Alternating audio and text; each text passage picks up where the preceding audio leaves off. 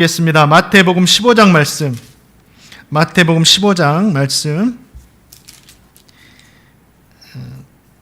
14장이죠. 14장 말씀 22절부터 33절입니다. 마태복음 14장 22절부터 33절까지 한 절씩 읽겠습니다. 예수께서 즉시 제자들을 재촉하사 자기가 무리를 보내는 동안에 배를 타고 앞서 건너편으로 가게 하시고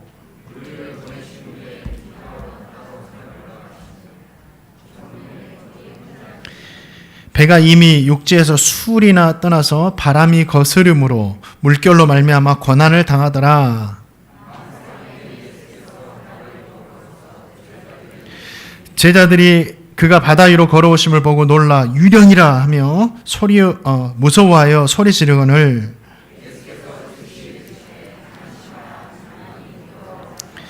베드로가 대답하여 이르되 주여 만일 주님이시거든 나를 명하사 물 위로 오라소서 하니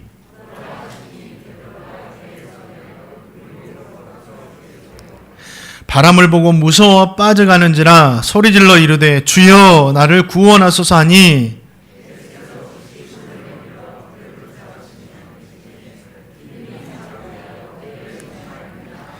배에 함께 오름에 바람이 그치는지라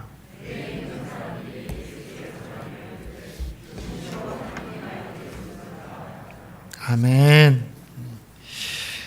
주님께서 벳세다 광야에서 보리떡 5개와 물고기 2마리로 성인 남자의 수만 5,000명, 많게는 2만 명까지 이렇게 배부르게 먹이시는 기적을 베풀어 주셨죠. 그 기적을 맛본 수많은 사람들이 오늘 말씀 보니까 예수님을 붙잡아가지고 자신들의 임금으로 삼으려 했습니다. 그 사실을 아신 주님은 제자들을 급하게 재촉하시면서 건너편으로 가라라고 말씀하시고 예수님도 그 자리를 피하셨습니다. 제자들은 예수님의 말씀에 순종해서 배를 타고 건너편으로 갔습니다. 그런데 가고 있는 도중에 불어오는 바람으로 인해서 또 물결도 일어나서 큰 고난을 당하고 있었습니다. 그때 예수님께서 물 위를 걸어오시죠. 그런데 제자들은 물 위를 걷는 사람이 없잖아요. 물 위를 걸어오는 주님을 보고 유령이라고 생각해서 유령이라 이렇게 외치면서 무서워하는 겁니다. 주님은 그 소리를 들으시고 이렇게 말씀하세요. 안심하라. 난이 두려워하지 말아라. 우리 성도님들 세상에서 풍랑 가운데 살아가시죠? 우리 주님께서 늘 지켜보고 계십니다. 안심하라. 난이 두려워 말라. 이 말씀이 우리 성도님들이 위로가 되고 힘이 되시기를 주님의 이름으로 축복합니다. 주님께서 베드로와 함께 배에 오르시자 풍랑도 잠잠해집니다. 그리고 제자들이 주님께 절하죠. 주님, 정말 주님은 하나님의 아들이십니다. 라는 고백을 드립니다. 말씀을 읽으면서 2가지 질문을 했습니다. 첫 번째 질문은 뭐냐면 왜 예수님은 그렇게도 분위기 좋은 벳세다 광야를 빨리 떠나라고 재촉하셨는가? 왜 제자들에게 재촉하셨는가? 두 번째 질문은 주님의 말씀에 순종했잖아요. 건너편으로 가고 있는 제자들에게 왜 풍랑이 불어왔는가? 왜 풍랑이 불어와서 제자들은 고난을 당했는가? 이 2가지 질문을 생각하면서 오늘 말씀을 통해 주님 주신 은혜를 함께 나누고자 합니다.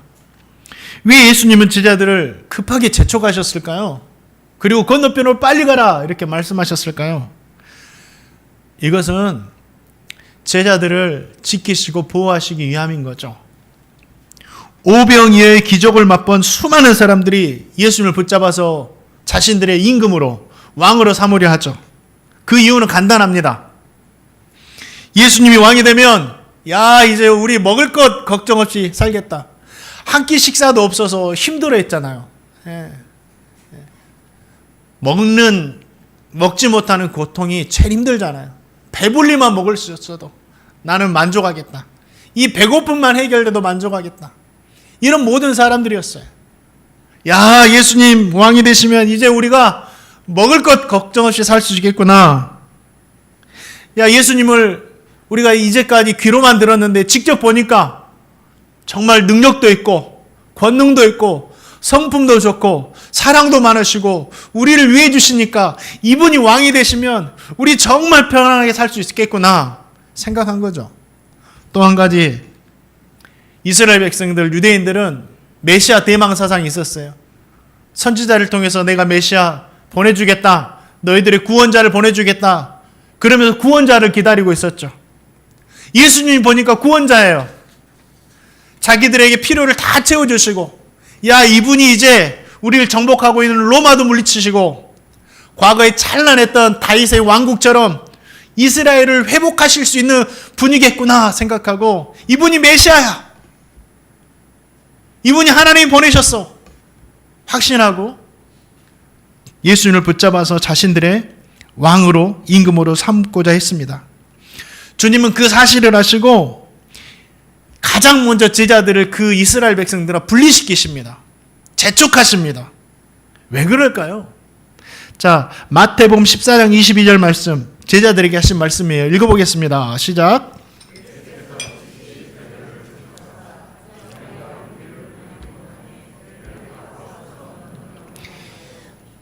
재촉하셨다라는 이 말씀은 강제적인 성격을 가지고 있는 말입니다. 그러니까 나의 의지와는 관계없이 너는 해야 돼. 너의 의견 필요 없어. 빨리 떠나. 무조건 순종해.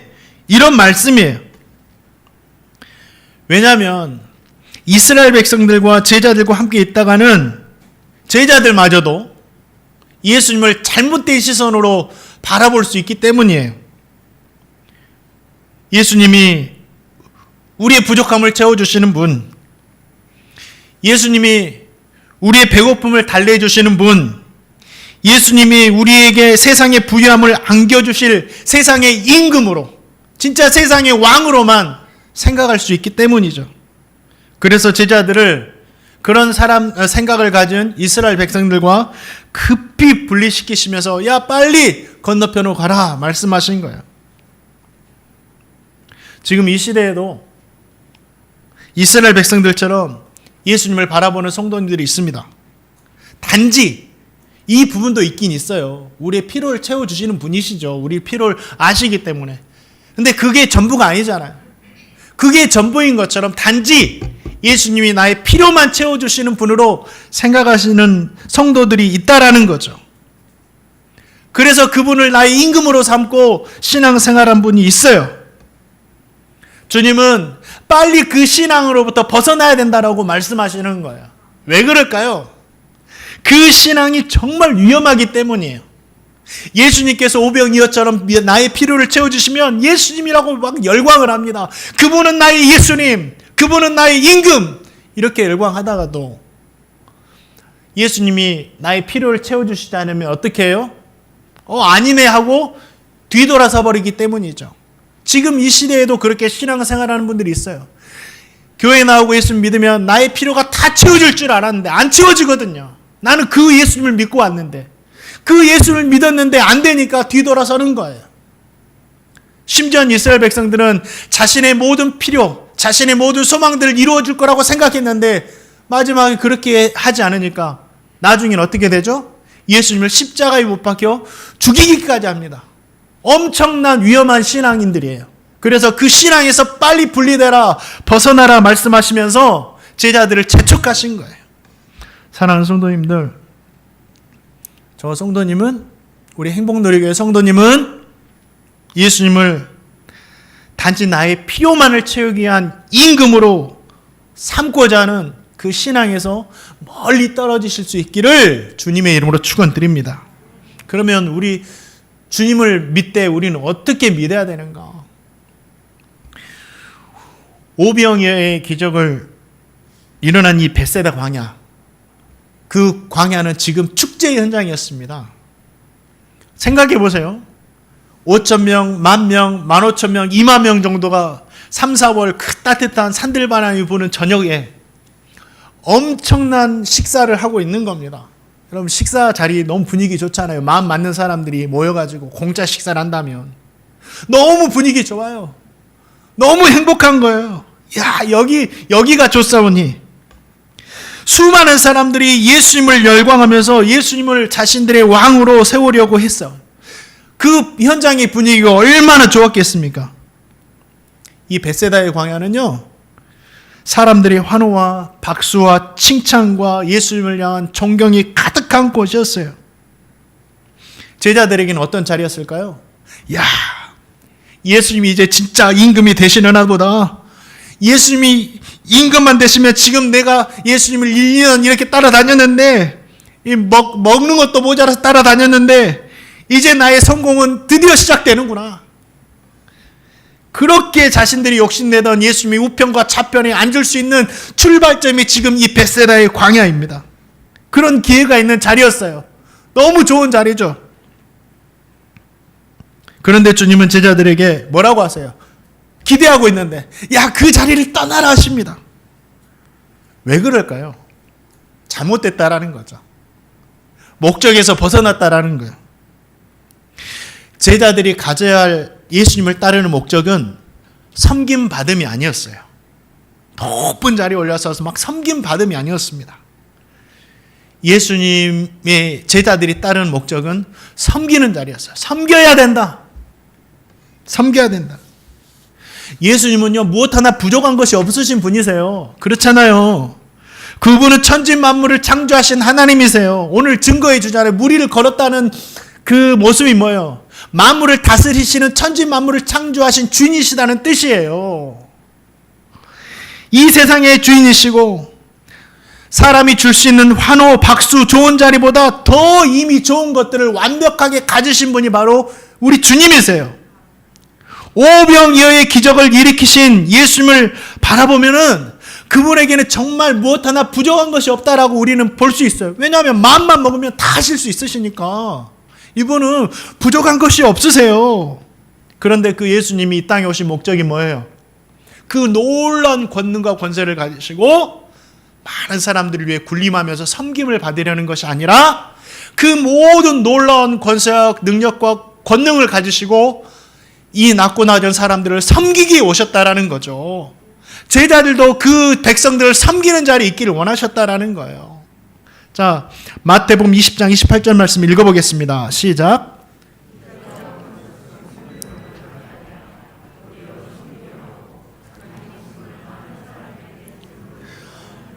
모든 것을 가지신 우리 주님께서 우리를 섬기기에 오셨다라는 거죠. 이게 은혜입니다. 예수님이 제자들도 자기와 같이 섬기는 삶을 살기를 원하셨어요. 그렇다고 해서 이걸 오해하면 안 됩니다. 그럼 크리스찬은 날마다 낮은 자리, 천한 자리만 있어야 되느냐? 아니에요. 이건 자리를 말씀하시는 게 아니에요. 섬기는 자리냐, 섬기지 않는 자리냐, 이걸 말씀하시는 거예요. 예수 믿는 성도들, 크리스찬들, 우리 특별히 청소년들 잘 들으셔야 돼요. 우리 크리스찬들은, 성도들은 좋은 자리, 좋은 위치, 높은 지위 다 포기하고 내려놓으면 안 됩니다. 성취해야 됩니다. 그런데 그것을 가져야 하는 이유가 있다라는 거죠. 예수님을 닮는다라는 것은 예수님처럼 더 많은 것을 가질 수 있어야 된다라는 거예요.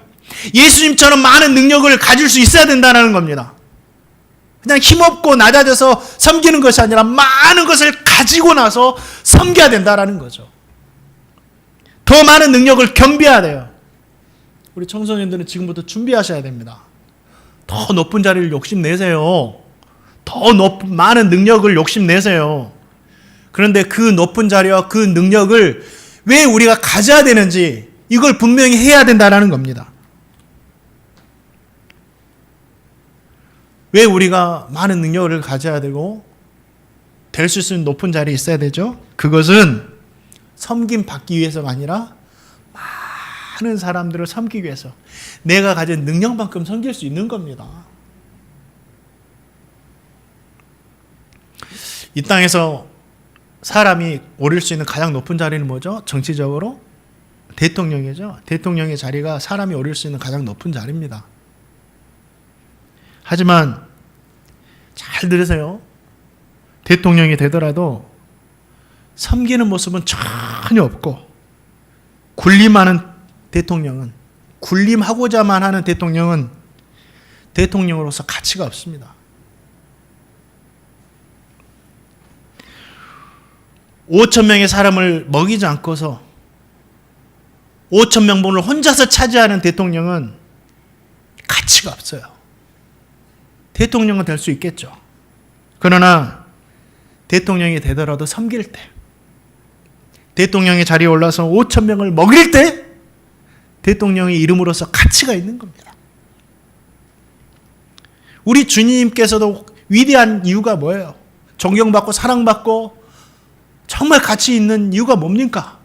그분이 많은 것들을 가지셨음에도 불구하고 낳고 낳은 사람들을 자신의 생명까지라도 내어드리면서 섬기셨기 때문에 그분을 우리가 사랑하는 거죠. 주님은 제자들에게 너희가 있어야 할 자리는 섬겨야 하는 자리다. 너희들의 목적은 섬기는 것이다. 그래서 건너편으로 가라는 것입니다. 사랑하는 성도님들, 섬김을 받을 수 있는 자리가 아니라 섬기는 자리에 있기를 주님의 이름으로 축원드립니다. 그 사람이 가장 큰 자고 그 사람이 가장 큰 사람이에요. 우리 사랑하는 해피아이도 그러고 해피들도 그러고 준비하셔야 됩니다. 정말 준비하셔가지고 저는 이 말씀이 소망이 돼요. 다들 5천 명 정도는 먹일 수 있는, 섬길 수 있는 위대한 사람들 다 되시기를 주님의 이름으로 축원드립니다. 할 수 있어요. 왜 안 됩니까? 할 수 있지. 나는 안 돼. 아니요. 나는 돼. 됩니다. 나중에 돼가지고 저한테 감사하세요. 또 오늘 말씀에 질문이 한 가지가 있는데, 예수의 말씀에 순종의 건너편으로 가는 제자들이 고난을 당하는 이유가 뭐냐고요. 왜 고난을 당하죠? 순종했는데 왜 고난을 당하냐고요. 이 고난을 당하는 제자들의 모습에서 우리가 알 수 있는 것이 있는데, 순종이 무엇인지를 알 수 있어요. 순종이 무엇이냐? 순종이 뭘까요? 건너편으로 가라. 그 말씀은 제자들에게는 순종하기 어려운 말씀이었습니다. 왜 그럴까요? 이거는 환경적으로도 순종하기 어려운 말씀이었고, 또 상황으로도, 그러니까 사람들을 봐도 순종하기 어려운 상황이었어요. 15절 말씀 보니까 오병이어의 기적이 일어나기 전부터 날은 이미 저물고 있었어요. 그래서 오병이어의 기적이 일으키기 전에 주님 남이 이미 저물어 가니까 마을로 보내서 먹을 걸 사 먹게 하십시오. 이미 날이 저물고 있었어요. 23절 말씀해 보니까 이미 날은 저물어 버렸어요. 해가 떨어졌다라는 거죠. 캄캄하고 어두운 밤이 된 겁니다. 별빛밖에 없어요. 그때가 조명이 있었을까? 없어요. 별빛밖에 없어요. 이 상황에서 갈릴리 바다에 배를 띄워서 건너편으로 간다는 것은 쉬운 일이 아니었습니다. 그렇게 하는 사람도 별로 없었고, 주님 이미 해가 떨어졌습니다. 내일 아침 날이 밝으면 가겠습니다. 그러면 안 될까요? 지금 가는 건 너무 위험하지 않습니까? 이렇게 말씀드릴 수도 있었어요. 그리고 그 자리가 너무 좋은 자리였잖아요. 엄청난 미래가 보장되고 사람들이 환호가 있고 있기만 하면 주님의 제자들이라고 이렇게 축켜 세울 수 있는 그런 자리였잖아요. 환경을 보아도 사람을 보아도 벳세다는 포기하고 싶은 그런 자리가 아니었어요. 그래서 주님의 말씀 순종해서 빨리 가기 싫었다라는 거죠. 그런데 제자들은 주님의 말씀에 순종해서 배를 띄웁니다. 순종했다라는 거예요. 환경으로 인해서 핑계대고 거절할 수도 있었고, 사람들로 인해서 핑계대고 거절할 수도 있었지만, 그들은 사람도 환경도 다 내려놓고 무조건 주님의 말씀에 순종해서 나아갔다라는 거예요. 어려운 순종이에요. 왜냐하면 주님의 생각과 나의 생각이 맞을 때는 순종하기 쉽습니다. 오, 너무 쉽다. 그런데 주님의 말씀과 나의 생각이 다를 때는 순종하기가 너무 어려워요. 나를 내려놔야 되고 나를 죽여야 되니까. 지금 그 순종을 제자들이 하고 있다라는 거죠. 제자들은 주님의 말씀에 순종해서 갈릴리 동쪽에 위치한 이 벳세다에서 배를 타고 건너편으로 가기 위해서 막 노를 저었습니다.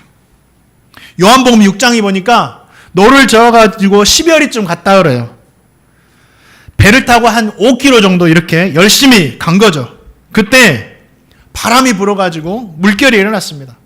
풍랑이 일어났다고 하는데, 어부 출신의 제자들이 많잖아요.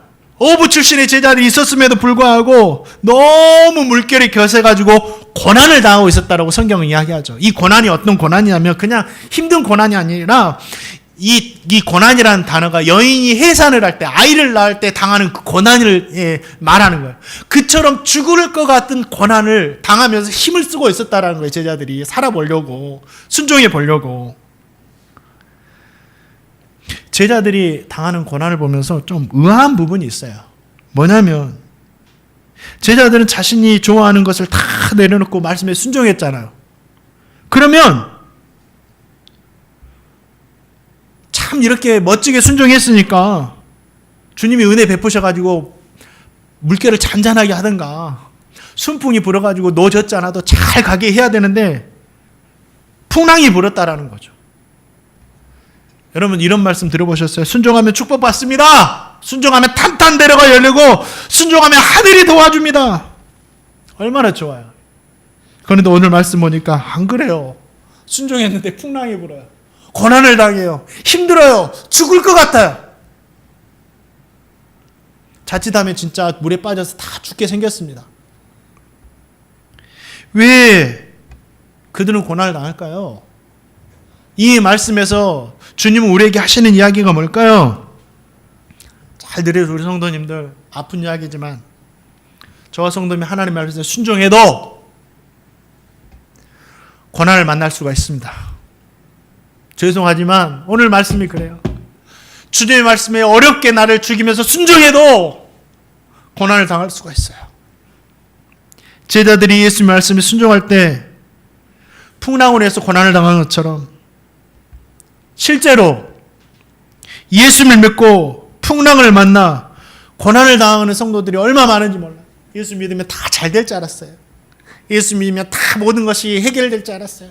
그리고 예수 믿었어요. 처음에는 잘 됐어요.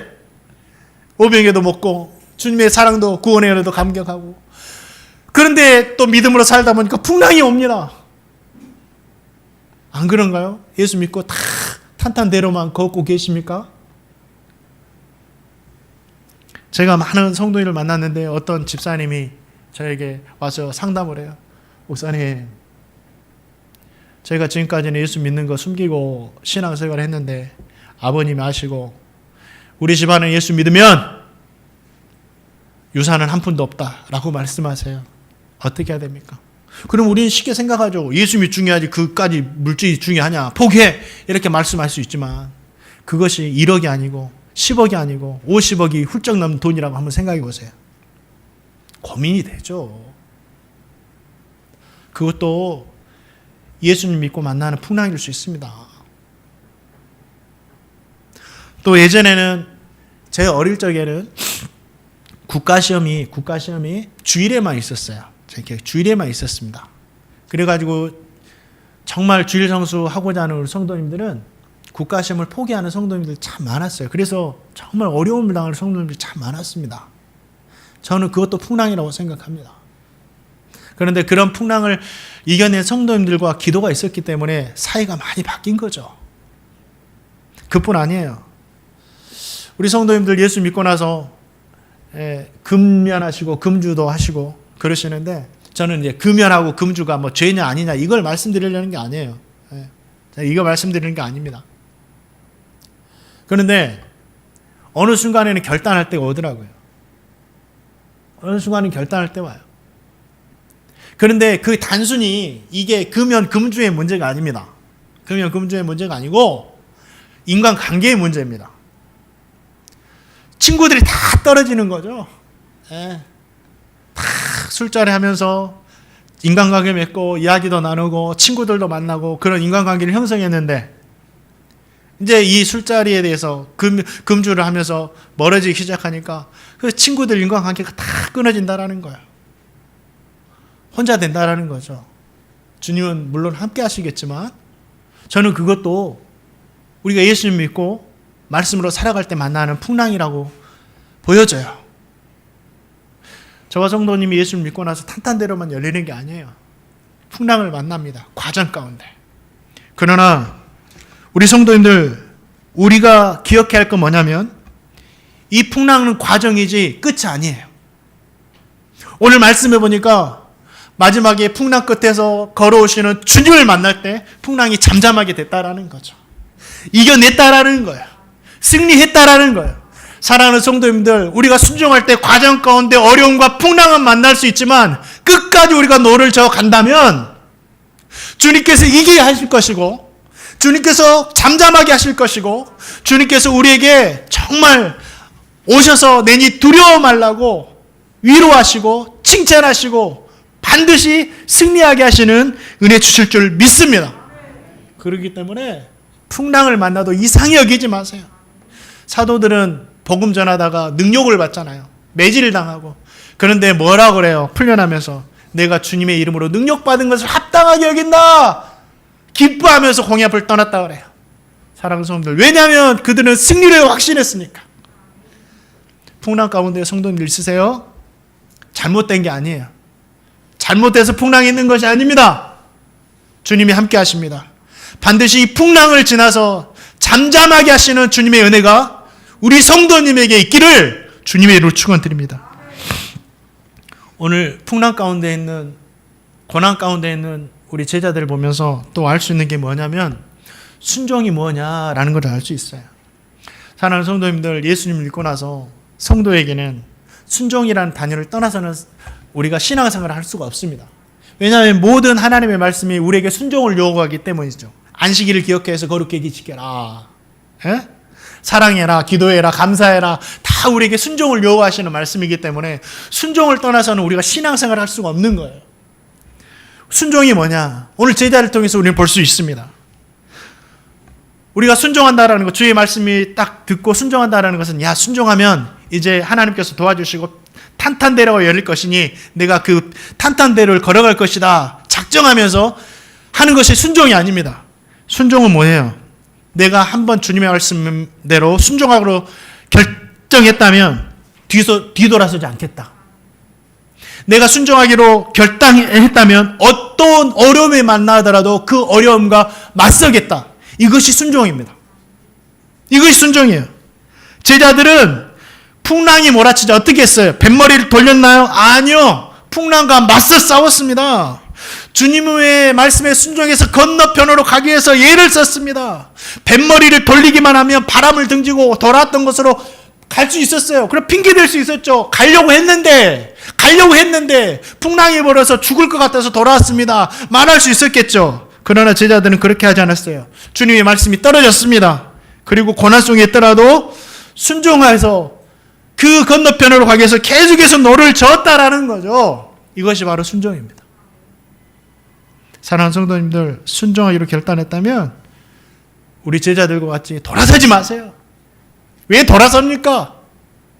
생명이, 우리의 주님이 기다리시는데 풍랑과 맞서 계속 노를 저어가는 저 성도님이 될 수 있기를 주님의 이름으로 축원드립니다.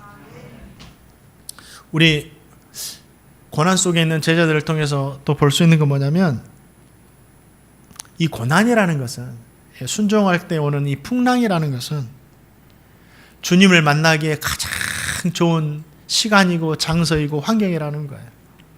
왜 풍랑 속에 주님을 만나는 것이 가장 좋은 고난이고 시간일까? 자, 마태복음 14장 25절 말씀 같이 한번 읽어보겠습니다. 읽겠습니다. 시작.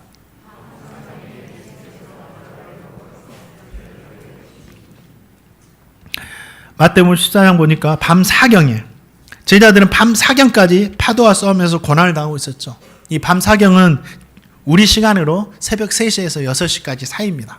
그러니까 새벽까지 한 10시에 출발했나요? 11시에 출발했나요? 그 시간 동안, 그때는 모터도 없었잖아요. 손을 계속해서 풍랑과 싸우고 있었다라는 거예요. 얼마나 힘들었을까요? 노를 젓느라 손에는 물집이 아마 다 잡혔을 거예요. 끝까지 노를 젓습니다. 땀에, 옷은 땀으로 다 젖고 바닷물로, 빗물로 다 젖었습니다. 완전히 기진맥진한 상태가 되었죠. 그때 예수님께서 무리를 쩌벅 걸으셔서 제자들에게 찾아오셨습니다. 그리고 유령이라 무서워하는 제자들에게 뭐라고 말씀하십니까? 제자들아, 나다 두려워하지 말아라 말씀하시죠. 제자들은 풍랑 속에서 완전히 만신창이가 된 모습으로 주님을 만났죠. 냄새 나고, 땀 냄새 나고, 손에 물집 다 잡히고, 너무 남루한 모습으로. 이 제자들의 모습이 부끄러운 모습인가요? 창피한 모습인가요? 아니죠. 너무 귀한 모습이에요. 이 모습은 저와 성도님이 주님을 만나야 하는 모습입니다. 벳세다 광야에서 그곳에서 아직도 남아가지고 넘치도록 남은 오병이어를 먹으면서 배를 두드리면서 주님 만났다고 생각해 보세요. 얼마나 부끄러울까요? 주님이 멀리하신 세상의 임금의 자리에 올라서 5,000명분을 혼자서 처벅처벅 먹으면서 군림하는 모습으로 그렇게 주님을 만난다면 얼마나 창피한 모습입니까? 우리는 주님의 말씀에 순종해서 풍랑과 싸우는 그 현장에서 주님을 만나야 돼요. 그래서 그 자리가 은혜이고 감사이고 가장 좋은 자리라는 거죠. 주님은 우리에게 분명히 다시 오시겠다고 말씀하셨습니다. 그러면 저와 성도님도 언젠가 주님을 제자들처럼 만나게 될 겁니다. 정말 재림주 주님을 만나게 될 거예요. 그러면 어떤 모습으로 만나야 되는가? 오늘 제자들의 모습과 같이 만나기를 주님의 이름으로 축원드립니다. 건너편으로 가라 하신 말씀에 순종해서 열심히 풍랑과 싸우는 그 모습으로 만나야 된다라는 거죠. 저는 예전에 주님을 언제 만나고 싶어요? 다시 오실 주님을 언제 만나고 싶어요? 이렇게 물어봤을 때 교회에서 예배 드릴 때 만나고 싶어요 라고 했는데 의미가 없는 것 같아요. 주님은 6일 동안 세상에 나가 심수내일을 하러 했죠. 그럼 세상에서도 세상이 주님의 나라고 교회입니다. 주님의 일을 하는 거예요. 주일날에는 교회에서 예배 드리는 거죠. 그러니까 주일날 예배 드리다가 주님 만나도 되고 세상에서 일을 열심히 하다가 주님 만나도 되고 일 열심히 하고 와서 가정에서 잠시 쉬다가 주님 만나도 되는 겁니다. 그러나 장소는 중요하지 않아요. 반드시 교회에서 만나야 된다. 아니요. 장소는 중요하지 않습니다. 주님을 만나는 우리의 모습이 어떤 모습인가가 가장 중요하다는 거죠. 사랑하는 성도 어디에 있든지 풍랑과 싸우는 제자들의 모습으로 될 수 있으면 10손가락이 다 물집 잡혀가지고 주님 만나시기를 주님의 이름으로 축원드립니다. 말씀을 준비하면서 우리 성도님들 생각해 봤습니다. 우리 성도님들 지금 그런 모습으로 세상에서 풍랑과 열심히 싸우며 살아가는 성도님들 계셔요. 힘들고 어렵고 고통스럽고 제자들처럼 죽겠다는 소리가 나오는 상황입니다. 그런데 끝까지 주님 포기하지 않고 믿음을 붙듭니다.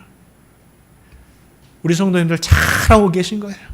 너무 멋진 모습입니다.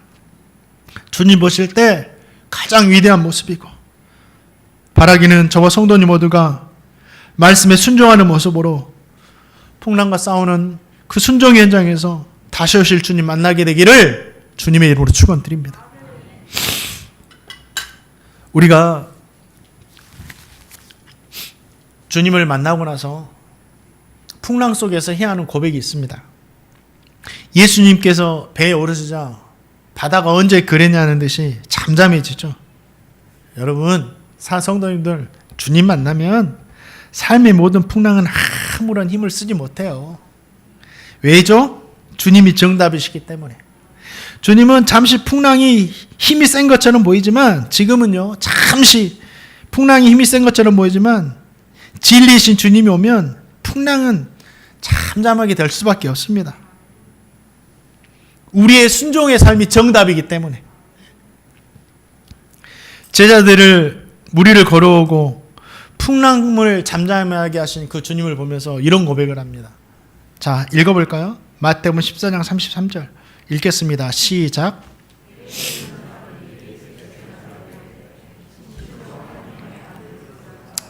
아멘. 주님은 진실로 하나님의 아들이십니다. 이게 신적 존재로 생각하면서 예배 드렸다라는 뜻이기도 해요.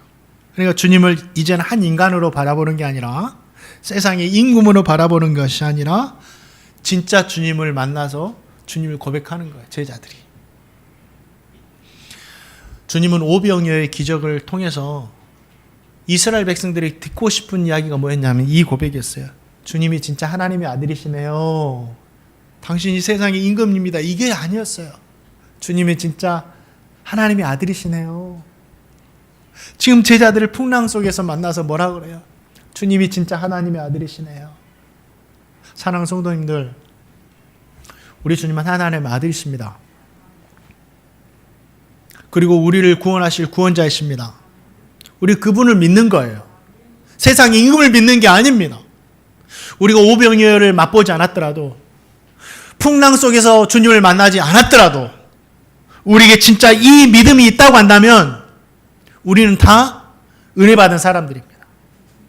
사랑하는 성도님들, 우리 주님을 세상의 임금으로 바라보지 마시고 하나님의 아들로, 구원자로 장차 우리를 오셔서 우리를 만나시고 우리의 지금까지 삶을 다 칭찬하시고 축복하시면서 하나님 나라로 인도하실 그 메시아로 바라볼 수 있기를 주님의 이름으로 축원드립니다. 말씀을 맺습니다. 오늘 여러 가지 말씀을 드렸어요. 주님은 우리의 하나님의 아들이시다. 세상의 임금으로 보지 마세요. 주님은 우리가 섬김을 받는 자의 자리에 있지 않고 섬기는 자리에 있기를 원한다. 예. 우리 자녀들 꼭 기억하세요. 우리 모르겠어요. 우리 어른들, 부모님들은 시간이 많이 주어졌지 않았기 때문에 그렇지만 우리 자녀들은 할 수 있습니다. 할 수 있어요. 할 수 있어요. 다 5,000명을 다 먹이는 능력 있는 사람 되시기를 축복합니다. 순종할 때도 풍랑은 우리에게 다가온다. 그러나 그 풍랑 피하지 마세요. 끝까지 풍랑과 싸울 때 분명히 우리에게 이길 힘 주시고 우리 주님께서 그 풍랑도 잠잠하게 해주실 줄 믿습니다. 우리 사랑하는 성도님들의 삶 가운데 풍랑을 잠잠케 하셔서 평안함 주시고 결국은 나의 삶을 하나님께서 은혜 주셔서 주님이 정말 나의 주인이시고 하나님의 아들이셨다라고, 주님께서 나에게 이러한 은혜를 베풀어 주셨다라고 고백하는 그런 우리 성도님의 신앙 될 수 있기를 주님의 이름으로 축원드립니다. 우리 함께 찬양하고 아버지 하나님께 기도드리겠습니다. 사랑하는 나의 아버지, 아멘 아멘.